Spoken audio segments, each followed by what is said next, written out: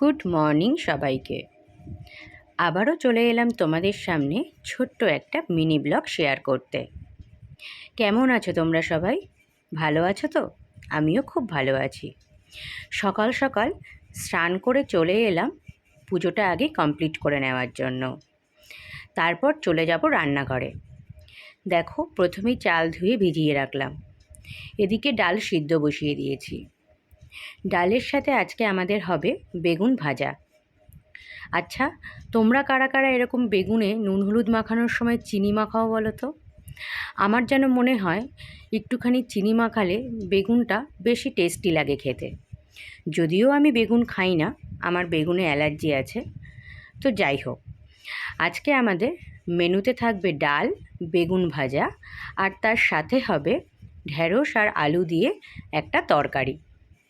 আর এদিকে আমি পেঁয়াজ, টমেটো, রসুন, কাঁচা লঙ্কা কুটে নিয়েছি।